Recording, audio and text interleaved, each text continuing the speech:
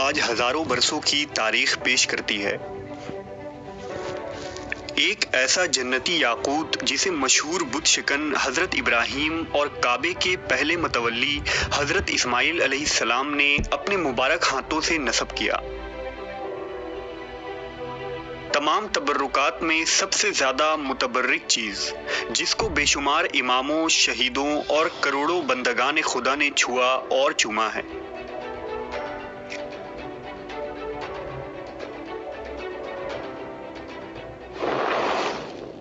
حجر اسود عربی زبان کے دو الفاظ کا مجموعہ ہے۔ حجر عربی میں پتھر کو کہتے ہیں اور اسود سیاہ اور کالے رنگ کے لیے بولا جاتا ہے۔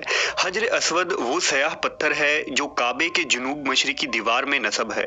اس وقت یہ 3 بڑے اور مختلف شکلوں کے کئی چھوٹے ٹکڑوں پر مشتمل ہے۔ یہ ٹکڑے اندازاً 2.5 فٹ قطر کے دائرے میں جڑے ہوئے ہیں، جن کے گرد چاندی کا گول چکر بنا ہوا ہے۔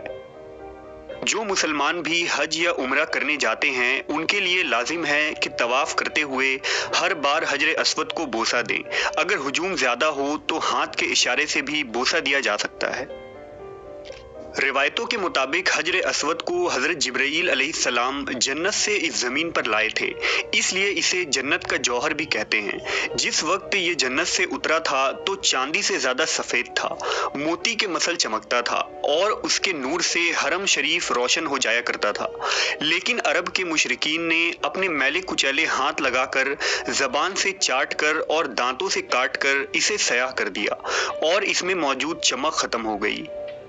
حجر اسود کی یہ خصوصیت ہے کہ نہ یہ پانی میں ڈوبتا ہے اور نہ ہی آگ میں جلتا ہے۔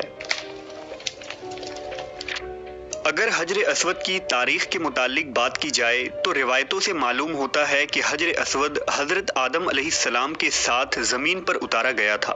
توریت کے مطابق حضرت آدم نے اپنے فرزند حابیل کے لیے ایک قربان گاہ بنایا تھا۔ اس اعتبار سے ممکن ہے کہ اولاد آدم نے اس وقت کعبہ میں حجر اسود نصب کر دیا تھا۔ تاہم طوفان نوح کے وقت سے حجر اسود کو ابو القبیس پہاڑ پر محفوظ کر دیا گیا، جو کعبہ شریف سے کچھ فاصلے پر موجود ہے، اور طوفان نوح کے بعد جب ابراہیم علیہ السلام نے کعبہ کی دوبارہ تعمیر کی تو اس مقدس پتھر کو کعبے میں نصب کیا تھا۔ واقعہ یوں ہے کہ حضرت ابراہیم اپنے بیٹے حضرت اسماعیل کے ساتھ کعبہ شریف کی تعمیر کر رہے تھے تو حضرت اسماعیل ابو القبیس پہاڑ پر پتھر تلاش کرنے لگے جسے کعبہ میں نصب کیا جائے۔ لہٰذا اس وقت حضرت جبرائیل انسانی شکل میں نمودار ہوئے اور حجر اسود کو اسماعیل علیہ السلام کے حوالے کیا، جسے وہ اپنے ساتھ جنت سے لائے تھے، اور اس طرح حضرت اسماعیل نے اس مقدس پتھر کو کعبہ کے باہری دیوار میں نصب کر دیا۔ اسماعیل علیہ السلام کے بعد ایک لمبے عرصے تک قبیلہ بنی جرہم کعبہ کے متولی رہے، لیکن جب بنو بکر جو اولاد اسماعیل میں سے تھے بنی جرہم کو مکے سے نکال دیا تو جرہم کے سردار عمرو بن حارث نے حجر اسود، کعبہ پر چڑھائے گئے طلائی ہتھیار اور تمام چیزیں چاہے زمزم میں چھپا دیا اور مٹی وغیرہ ڈال کر زمزم کو زمین کے برابر کر دیا تاکہ حجر اسود اور یہ قیمتی چیزیں بنی اسماعیل کے ہاتھ نہ لگ جائے۔ بعد میں قبیلہ قریش کے سرداروں نے حجر اسود کو دوبارہ زمزم سے نکالا اور اسے کعبہ میں نصب کیا۔ 606 عیسوی میں جب حضرت محمد صلی اللہ علیہ وسلم کی عمر 35 سال تھی تو سیلاب کی وجہ سے کعبہ کی عمارت کو سخت نقصان پہنچا، لہذا قریش نے کعبہ کی دیواروں کو دوبارہ تعمیر کی۔ لیکن جب حجر اسود رکھنے کا مسئلہ آیا تو قبیلوں میں جھگڑا ہو گیا۔ ہر قبیلے کی یہ خواہش تھی کہ یہ سعادت اسے نصیب ہو۔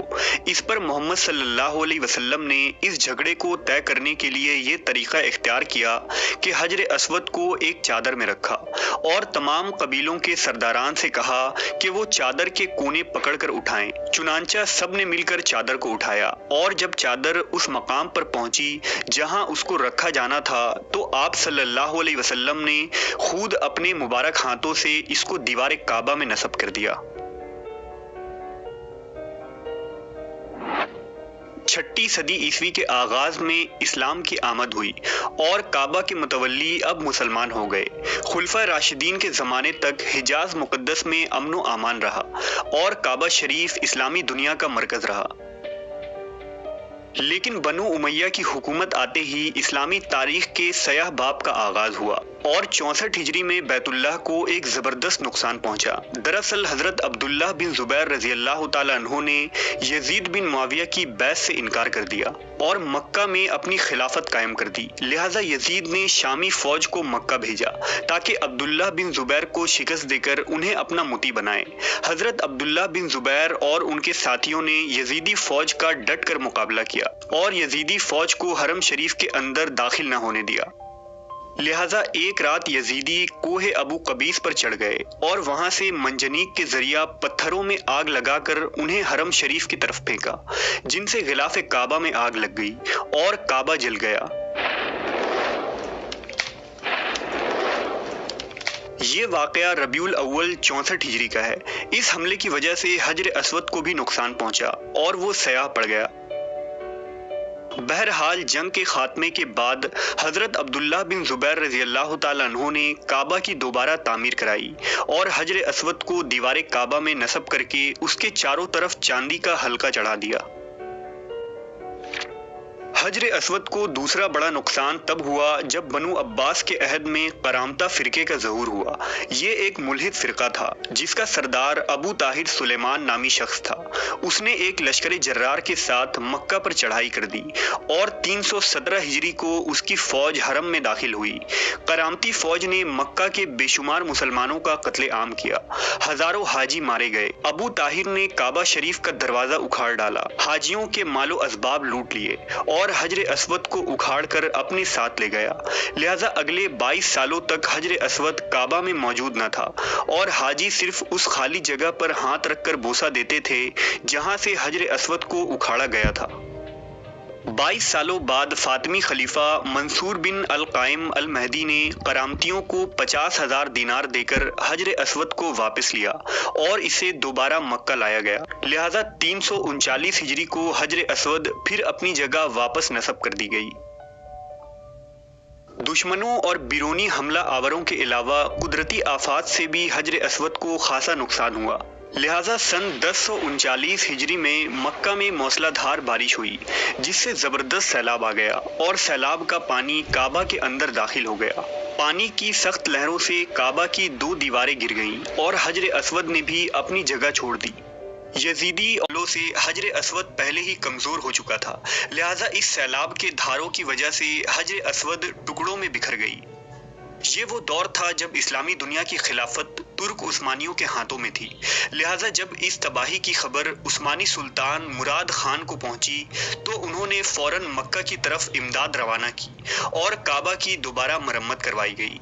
हजर अस्वद को जो अब 13 टुकड़ों में इलाहिदा हो चुका था, उन्हें गुलाब से धोकर उनकी जगह जमाया गया और मसाले में मुश्क सनोबर मिलाकर उसे बिठा दिया गया। अगर हजर अस्वद के मुतालिक साइंटिफिक रिसर्च के रौ से बात की जाए तो ईसाई सयाहों और आर्कियोलॉजिस्ट की राय यह है कि हजर अस्वद किसी शहाब साकिब यानी मेट्रॉइड्स का टूटा हुआ हिस्सा है।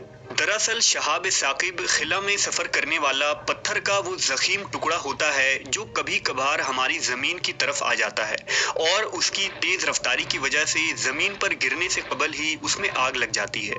इसलिए देखने वालों को ऐसा महसूस होता है कि आसमान पर कोई तारा टूट रहा है। शहाब साकिब हजारों साल से हमारी इस जमीन पर गिरते आए हैं, जिसका जिक्र इस्लामी रिवायतों में कौमे लूत यानी सुदूम और उमूरा पर गिरने वाले अजाब की शक्ल में बयान की जाती है।